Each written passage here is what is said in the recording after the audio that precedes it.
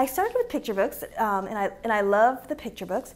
And after I wrote The Ugly Vegetables, I had such a great response to it. I wanted to write a sequel. And as I said, this is about my family, my mother and I. And so I tried to write a sequel, but every time I would start writing and writing, it would never fit into this format, into a picture book format.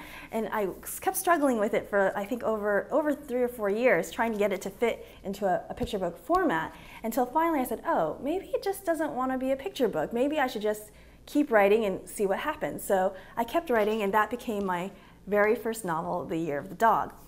And when The Year of the Dog came out, that was a really great thing that happened to me, because for picture books, what you hear, the reaction that you hear is usually from parents or little kids, very small kids, the small kids aren't really that articulate about how much, they just say, I like it, which is really nice. But what I started to hear when I wrote The Year of the Dog were directly from the kids, and very articulate about what they liked and what they loved about the book. And it was so wonderful to me, and I was so touched, and I was like, that is why I'm an author and an illustrator. This is why I create books. And to know it was such a direct connection with the reader that it made me feel so happy and so satisfied with what I was doing.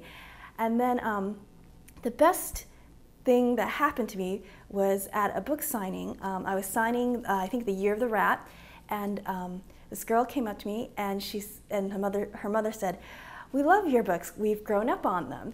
And I said, "Oh," and it didn't really quite click with me what she meant. We've grown up on them. And then she pulled out a photo of her about like 6 years ago, with her as a little girl, with her as not the mother, the little girl as a really little girl, holding my picture book, and now she was buying my novels. And she's like, and I realized, wow, she really did grow up with my books. Like as a picture book reader, she was with my books, and now as a novel reader, she's reading my books. And that's actually why I wanted to write The Easy Reader, because I felt like I wanted something in between, so they could really grow up with my books, so that the kids that read my picture books, they have something every step of the way. So